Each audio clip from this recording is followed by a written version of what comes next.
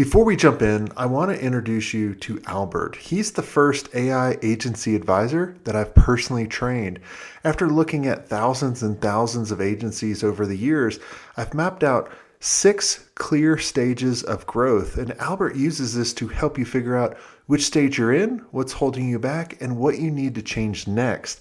All you have to do is answer 7 quick questions. It takes you less than 3 minutes, and you can check it out at agencymastery.ai if you want more freedom, more profit, and a smarter path to growth.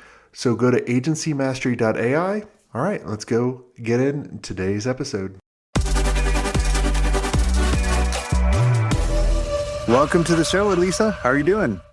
I'm great. Thanks for having me. Tell us who you are, what you do. Yeah, so my name is Alicia DeSantis, and I am the owner of 38th and Kip Studio, which is a dual branding and design studio. Celebrating 15 years in business this year. So founded it during the Great Recession while in grad school in Chicago, and it's been plugging along ever since.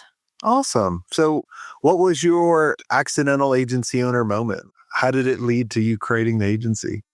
Getting my first student loan bill a month before I was to get my graduate degree, and having applied for over 100 jobs and not being able to get even a callback to design a used car flyer. Wow. And just in my frustration, I started taking odd jobs and interning. I mean, the amount of stuff I did. I was a video game character artist because I have an art background. So I was doing the concept art for some of the first mobile games on cell phones. I was a comic book artist for a black vampire series, a werewolf vampire series, but all set in an urban environment, and all of the characters are black. So just is, I'm sure a lot of people watching and listening, a very unique tapestry of creative roles that led me to just say I should do this in some capacity on my own. Would you charge your first client? $200. That's it? Wow. Yeah. Well, a lot of the work I did was free then too, because that was the days of unpaid internships. Oh, yeah. So especially in big cities, I worked at a graphic design agency my senior year of college, and it was entirely unpaid. I would take the train down there. It was 10 below. Take the train, walked through downtown Chicago, work at the agency, pack my lunch. Wow. That's crazy. Yeah. What changed over the years from, going from, $200 project or free to 200 and then, building an agency? What's changed? Yeah. So I really think it's just the organic evolution that comes with getting older and getting more confident. And a lot of folks that come to agencies, they don't know what they don't know. And I think just across all first world countries, there's a undervaluing of marketing and creative services. So folks tend to think that things cost a lot less than they actually do, whether that's buying a painting or getting a portrait of your family or a logo or a marketing strategy. So I found over the years a combination of educating them on how much these things actually cost to get it done right, and also having the confidence to say no or to give them a price that you may feel a little nervous about. They're might going to say no, but believing in yourself. And that just takes time in a lot of cases, How do you educate people on what it should be rather than what they have in their head of going, oh, that Nike swoosh, that's really easy to, design. Like my kid could draw that. Yep. That's the age-old stereotype, right? I could do that. When you go into an art museum, I could do that, or I could design that.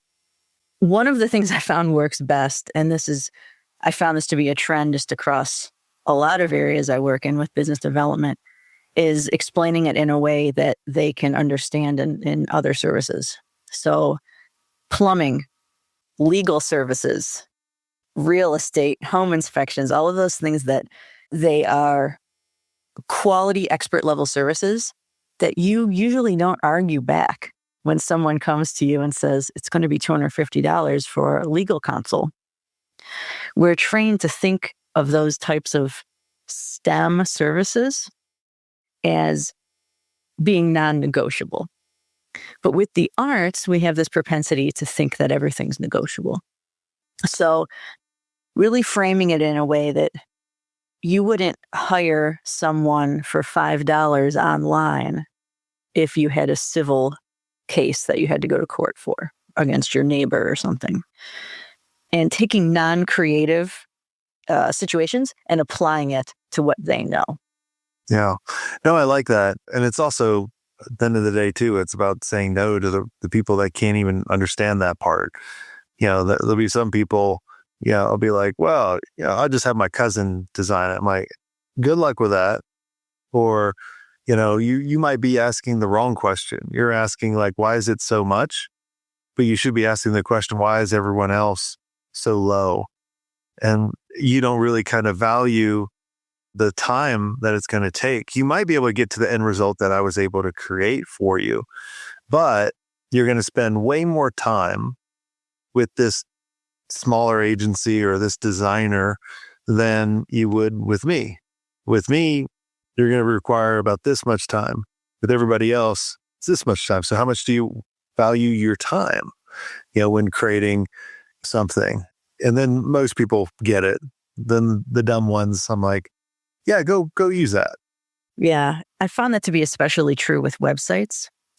If new businesses want to really cut corners with a website, and so they'll just hire someone they know. I've had so many clients that their business is completely halted because that person disappears. They didn't give them the right credentials. They didn't update WordPress and something breaks. So oftentimes, I never try to lead with fear, but explaining those types of scenarios too of what could happen if you go the cheap route, it can really be disastrous. Yeah, exactly. Can you tell the listeners about how do you leverage, the power of your thought leadership or educational content that you create as kind of a growth engine for your agency? Yeah, absolutely. So thought leadership is one of the key areas I found significant success in, both for my agency and for a wide swath of clients I've worked for, from individual consultants all the way to larger startups with 350, 400 people. So the key to producing thought leadership content, because I think most folks by now know it, having white papers, having videos, FAQs, things like that are really important.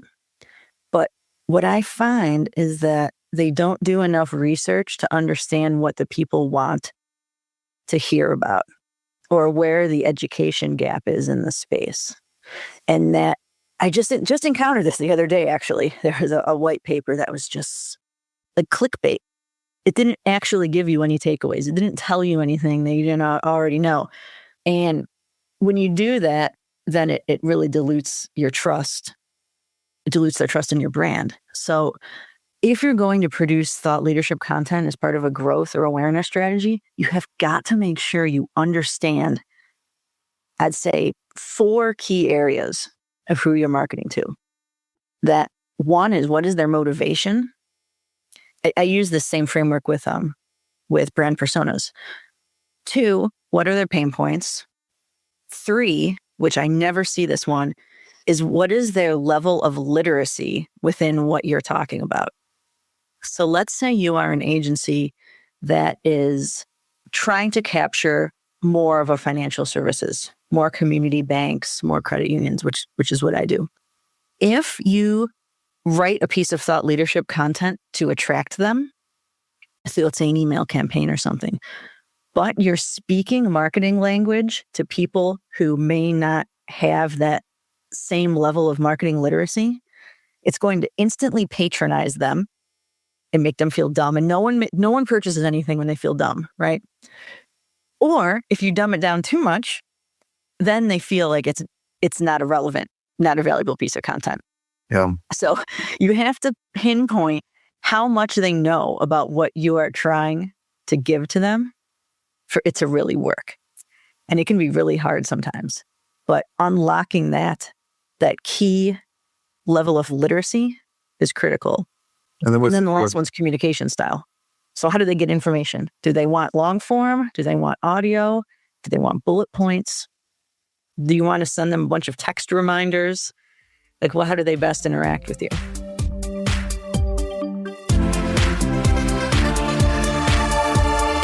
Hi there, agency owners. Let me ask you, are you ready to scale your agency without increasing your overhead costs? If yes, then you need to know about E2M Solutions. Now, E2M is the number one most reliable white label partner for agencies. They specialize in web design, WordPress development, e-commerce, SEO, and content writing. They basically do all the heavy lifting, which frees you up to focus on growing your agency. Now, here's the best part. E2M is just not another vendor. With over 10 years of experience, their team of over 300 experts has a track record of delivering for more than 300 agencies. They're your strategic partner. They deliver on time every time, so you can focus on what you do best. Now, E2M's mission is simple: to help 500 agencies increase their revenue and profit margins with white label services that actually work. And to help you get started, they're offering a special deal, 10% off for the first 3 months, but act fast because it's only a limited time offer. So head over to e2msolutions.com/smartagency to check out their transparent and their flexible pricing. Trust me, if you're ready to grow without burning out, E2M is the partner you've been looking for. That's e2msolutions.com/smartagency. Go check them out and tell them Jason Swank sent you.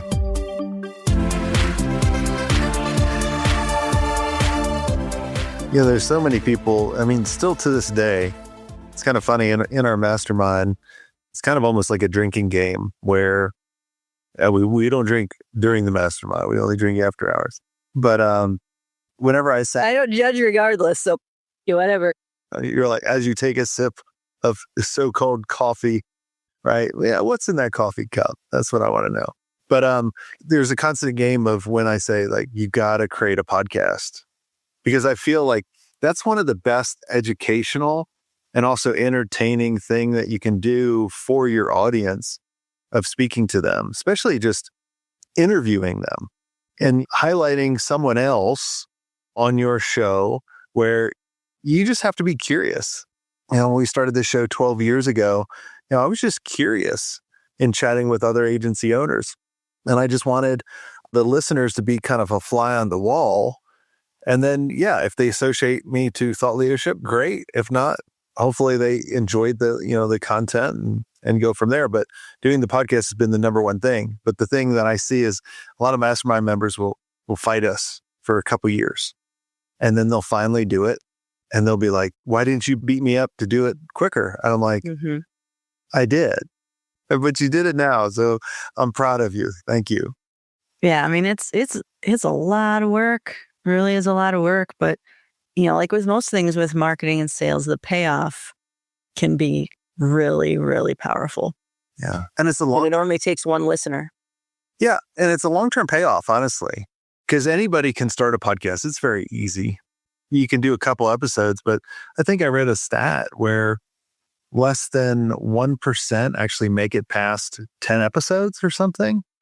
Less than 7% make it to episode 3. Okay. And then of that 7%, only 1% make it past episode 23. That's crazy. So it's like a fraction of whatever 1% of 7% is to actually, get to that point where you really start seeing progress and getting views and you're known. It takes a long time. Unless you have the most incredibly viral content and you're interviewing Oprah or something, no one's really going to care about the first few. Well, yeah. I don't think people listen to the show for an entire year, like the first year. I really don't. But, we were consistent.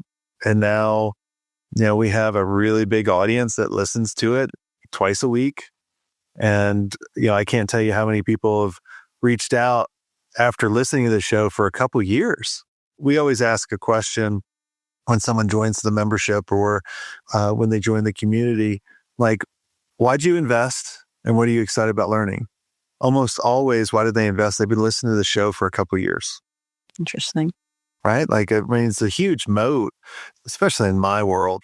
You go on Facebook or Instagram, how many ads do you see about the stupid kid in the Ferrari or Lambo talking about how he built his agency? Okay, that's fun. But like, let's talk real agency stuff. Let's do Yeah. foundational stuff rather than kind of, the Ty Lopez's of the world. And he just would show a Lambo to get your attention. And then some of his stuff was good, but I still don't like that type of person. But Yeah. Yeah. And going back to your question about thought leadership, one thing I am extremely intentional about is anything I produce and anything I'm a part of, there has to be key takeaways. Actual tangible things that they may not be able to do them today, but things they can write down or take that screenshot of the slide, right? And be like, okay, now I know. Because a lot of times we just get in our own bubbles talking and we're not actually talking about anything that they know how to translate into a real tactical action plan. yeah, So I think, too, if we're talking about thought leadership from a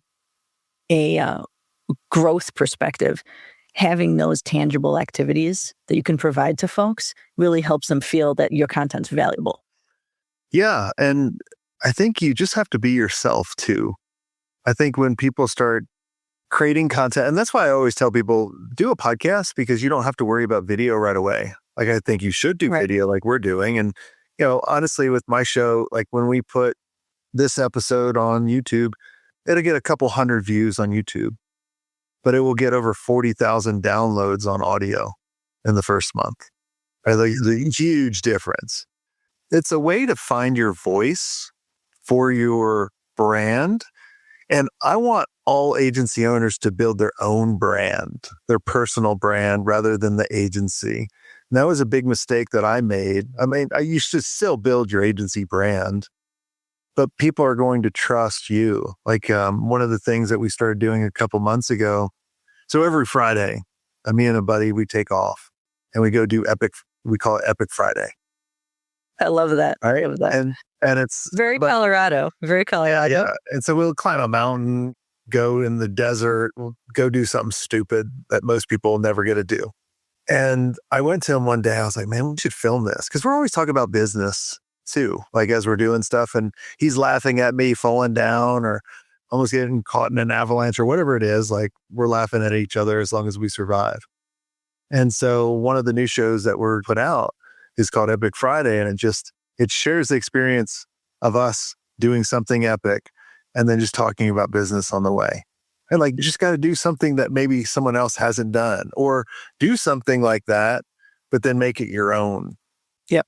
And then you can stand out versus all these other people renting a Lambo and, hey, look at me. I know. As someone who is a brand strategist through and through, that's one of the hardest things, I think, among any business owner, is how do you find your unique personality and your unique value proposition and talk about yourself. I mean, even to me, it brings me stress. Let's say I were to go to an agency owner networking group. It's like, how do you, if we all want to ring in, right? How do you stand out in a sea of people that likely are as good as you in their own way? And this is something I teach with my clients, and commoditized services. So insurance, people selling it, home insurance are very commoditized, real estate, things like that. But for agency owners, it's like, how do you talk about what you do in a way that no other agency owner can talk about that? And I think so much of the time there's fear of being different, especially in this social environment we live in, of saying the wrong thing or being seen as different. And that's kind of what you have to do, though. You kind of have to be silly and unique. That's the one question I always hate when I go to I'm speaking at a conference or someone comes up to me before I speak and they're like, what do you do? I'm like, I'm a horse jockey. It's like, I hate that question. It doesn't, like, we're defined by, and when I sold the first agency, I was depressed afterwards because I defined myself as an agency owner. And now I sold it, so I sold myself. And that's really one of the things that when I see agencies or when I'm mentoring people going through that process or buying agencies, like that's one of the hardest things is like they feel like they're selling themselves versus, looking at themselves as creative, innovative, adventurous, whatever it is. That's who you are, not what you do. And so a lot of times I always tell agencies as well is like, it doesn't matter what you do. It's like, who do you help and what's the outcome? Years ago, I was helping a nonprofit. The agency was a profit company, but they were helping nonprofit. And they were like, we do websites for nonprofits. I'm like, that's so freaking boring. Like, I want to just bash my head against the table. But I was like, well, what do you do for them?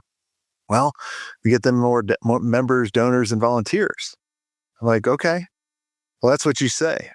I help nonprofits get more members, donors, and volunteers. Or one of my favorite social media accounts to follow is the Savannah Bananas, or Jesse, the owner, dresses up in yellow. I was in a mastermind with him many, many years ago. And this goofy dude, this goofy, laggy dude comes in a yellow suit with a yellow hat. I'm like, who the fuck is this? Only like 10 years later, they're blowing up. Like, I like to watch that more than Major League Baseball. God, Major League Baseball is so fucking boring unless it's the World Series Game 7. They even sped it up now and you still... Oh my gosh. Yeah, so I'm just like, snooze. I'm out, right? But the Savannah Bananas, I'm like, all right, cool. Are they going to dance? Like, what are they going to do? Uh-huh. So it's like, how can we do that with your agency? Yeah. It's pretty unique. It's hard. I tell my clients it almost is impossible to do on your own, is to discover your own like unique value proposition and your own personality. I equate it to tickling yourself.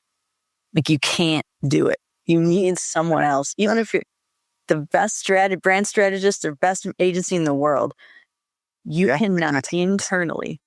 You cannot. Can you tickle yourself? No, I can't. I mean, I guess some people can. I don't know. No. If you're listening to podcasts and you can tickle yourself, let us know. Yeah, let us know, because I could get dangerous. It's like a split personality thing, like multiple personalities. You can tickle yourself. Yeah. You got to have outside expertise because you just can't do it on your own. Like, I had another brand agency help me when I rebranded back in 2020. And again, you got to invest in the good stuff. You got to find the experts that are really going to help you understand what makes you unique. Yeah. It's hard out there. It's a tough economy. It's tough. Every agency I know has had a tough year. I don't know anyone that's said this 2025 has been awesome. Oh, I can't wait for this fucking year to end. They're counting down. So I'm celebrating Yule. I'm like, this is my second year doing the 12 days of Yule. What's the first one? It's like an ancient Druid Celtic pre-Christmas celebration where every day you do something nature inspired, like leave apples out for animals or light a candle for your ancestors or something. That's awesome. Way better than the Festivus for the rest of us. My podcast co-host, and he's a very good friend of mine. He's Jewish. And so we're always making fun of each other he's a Canadian Jew and I'm an American whatever. So it's a constant banter on our podcast, not taking ourselves too seriously. That's awesome. Well, I really do appreciate you taking the time, coming on our show and helping the listeners and chatting with me. And for everyone listening, if you guys enjoyed this and you don't ever want to miss on all our episodes that we have, make sure you subscribe. And if you guys want to be around other amazing agency owners that may be able to see things a little bit different, because it is hard to do things alone. And you want to be around other cool agency owners, make sure you go to agencymastery.io. And until next time, have a swank day.